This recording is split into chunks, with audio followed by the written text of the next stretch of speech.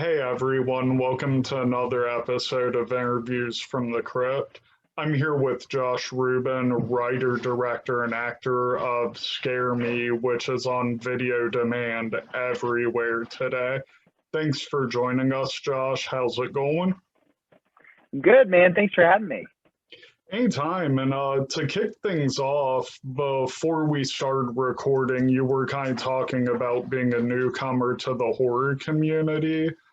I know you'd written and acted in the 2017 short The Cabin.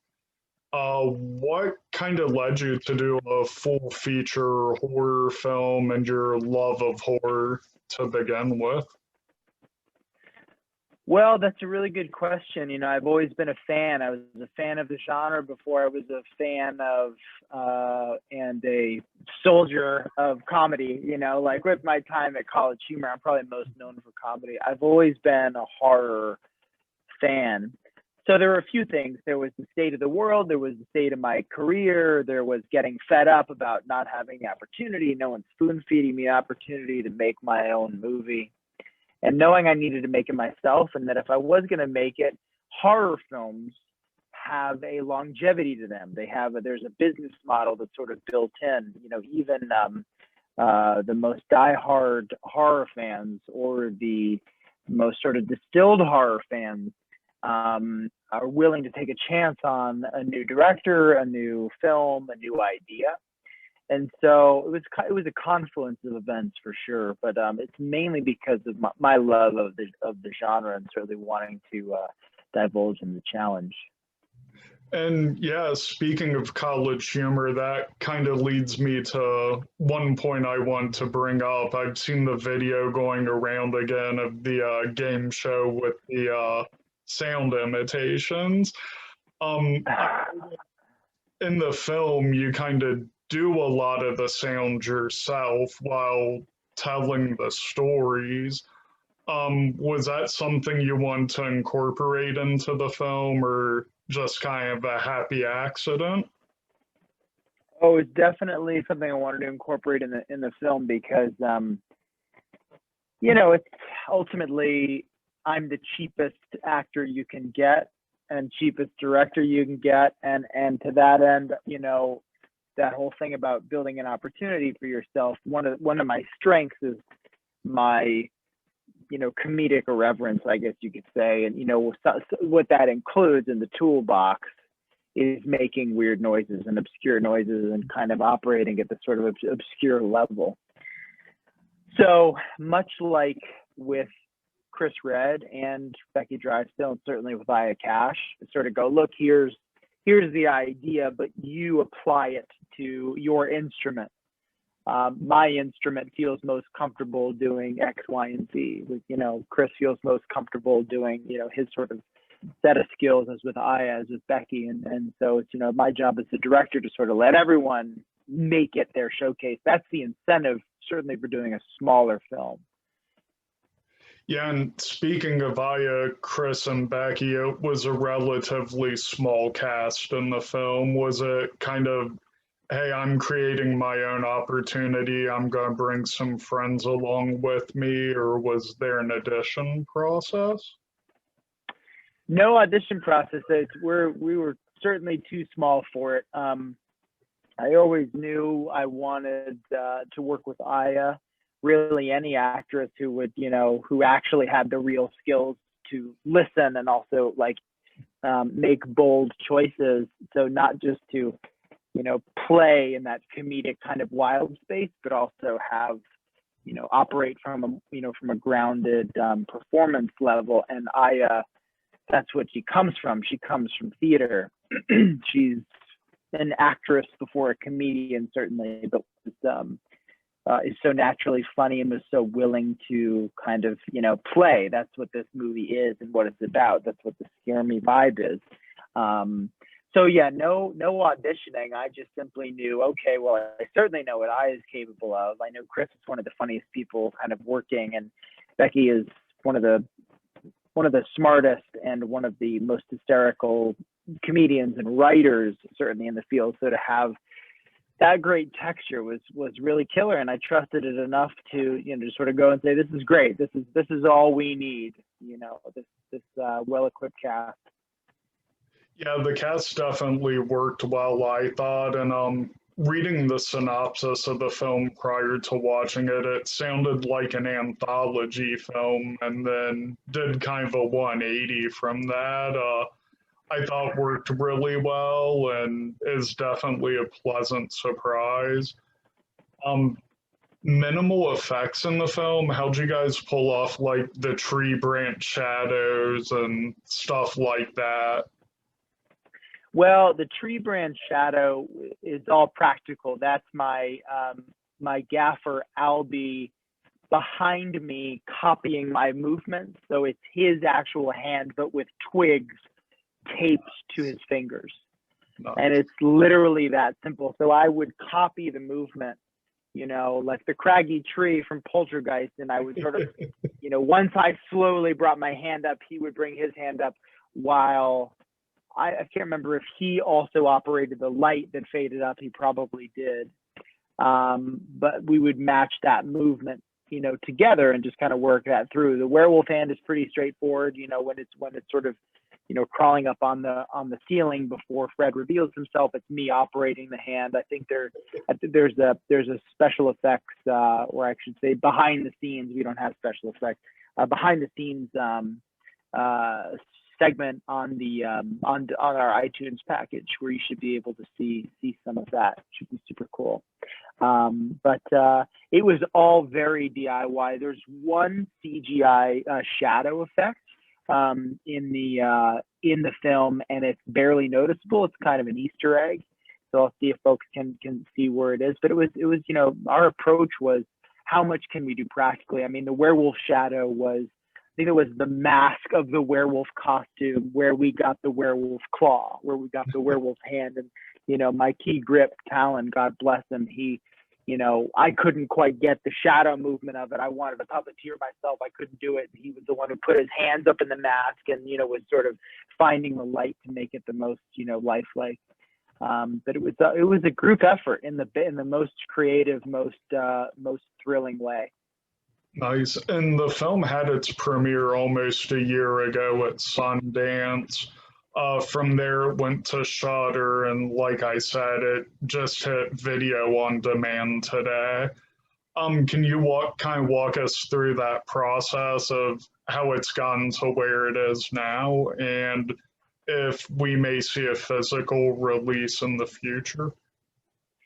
Well, I'll work backwards. There'll definitely be a physical release, I believe in March, which is awesome. So March 2021, the better year. We're out of 2020 in that case. So there will be a Blu-ray, DVD. You'll get your hard copy. There'll be great extras on that. And I mean, as far as the process goes, you know, we made this thing not knowing what the hell was going to happen with it, if anybody would buy it. You know, as soon as it was done, totally on a whim, unrelated to the film, I asked my reps if I could, you know, if they could get me in the door to at least be considered to direct on Creepshow, on the reboot of Creepshow, because it's one of my favorite anthology horror films. And they said, well, we can't get you in the door. They're already shooting. They're all booked up, but we sent them this film. We sent them Scare Me on a whim. And they want it, and they were really persistent about it. We were waffling, admittedly. We didn't quite know. Shudder was, you know, they had been on the scene for a minute, you know, just a year ago, but they weren't where they are now. Like now they truly are the cool kid clubhouse, the clubhouse of kids that march by the beat of their own drums. But we were anxious about it, and they, you know, we knew that with their brand we'd have sort of a leg up. And it's certainly been wonderful to be a part of that family. I mean, for so many reasons, you know, their panels, their community, their international reach and appeal. I'm so thrilled to be a part of that, you know, that crew. It turned out great. Yeah, and speaking of their panels, I caught the Shudder Fest thing they did Halloween Day, and you had a panel of a bunch of friends kind of telling scary stories. What was that like to kind of work in that environment? Oh, Zoom stuff is always so weird, but that particular panel with the guys from Astronomy Club and Dreama McMahon and Fran Reel from Stranger Things and Noah Sagan and Frank Garcia Hill, it was so fun. And I mean, those are all my buddies in various parts of my life and various chapters of my life. The medium is always weird. We're all dying to get back on a stage live, masks or no masks. No mask when it's safe, and be together and be telling stories together, doing panels together in any capacity. But it was so fun. I mean, to be asked to do a panel the same day or to be in the same article where they're talking about Tony Todd being a part of a horror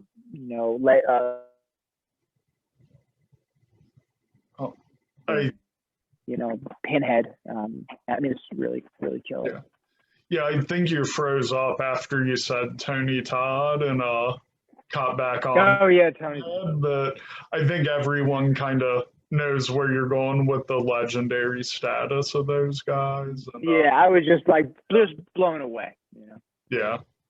Yeah, and that was an awesome day because my wife worked all day, and it kind of put me back in the feel of being at a convention a little bit, even though kind of non-existent for the time being. But that's it. Totally, it was nice to feel it. Being able to do that at home and enjoy it in a way.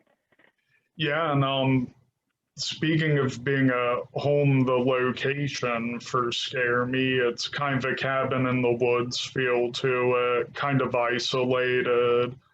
Was that a place you had to scout or somewhere you were kind of already familiar with? Yeah, my cinematographer Brendan and I were sort of scouring Airbnb. We were scouring Instagram.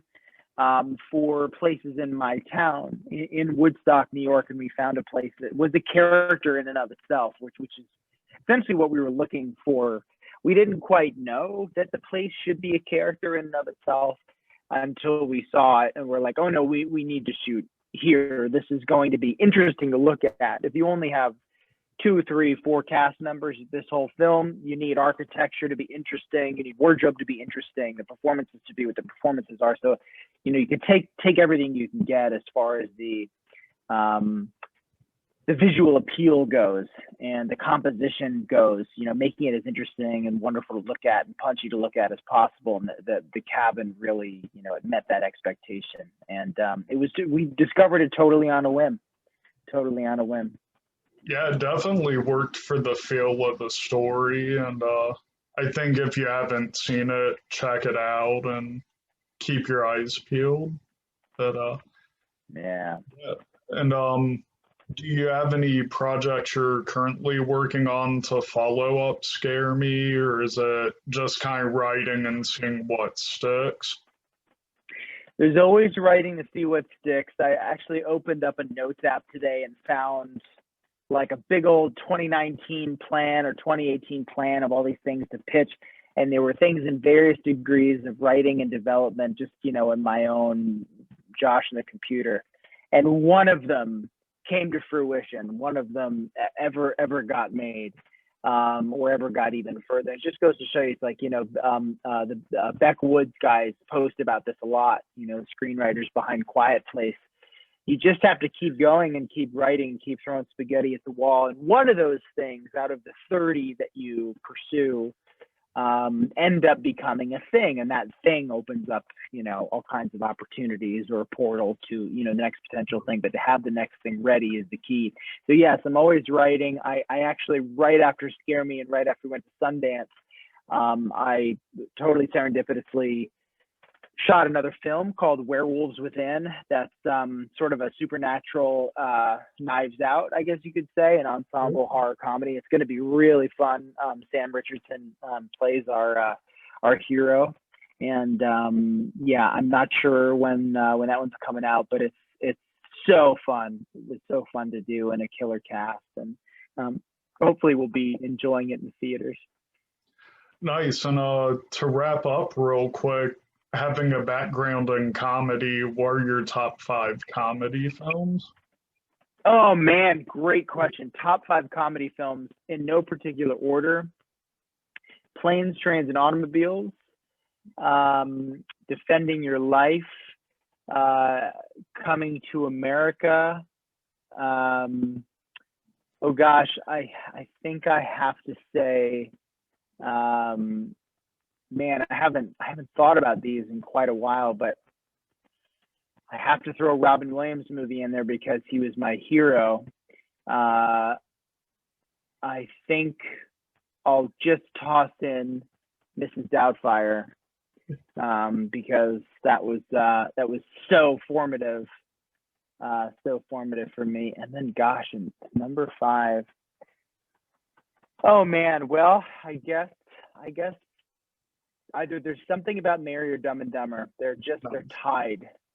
Yeah, and you can't go wrong with either one of those. They're just No, I remember watching. I mean, I both of them made me. I mean, something about Mary, I have to say, maybe that's a fair number 5, because that was the only film I fell out of the seat into the aisle laughing. At you know, admittedly, some truly crass comedy. Comedy has. And I'm talking about, they had a brother who was mentally handicapped in this movie that, right. played by the guy who later, popped up in Deadwood, a brilliant actor. But I mean, as a high school kid who had very few friends and loved, a good silly comedy, I mean, I thought that was absolutely out of control. It was just so fun. The Farrellys just really destroyed.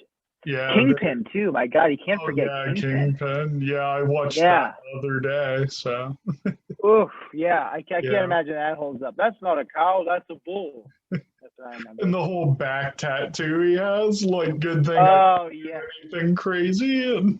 Oh my God, yeah, Bill Murray. God, that's tough. That might have to skirt up. I think Kingpin was really wonderful, and just the feeling, just like Todd Rundgren and yeah, and was it Jason Bateman and Gary Cole doing the commentary in the finals? And was it?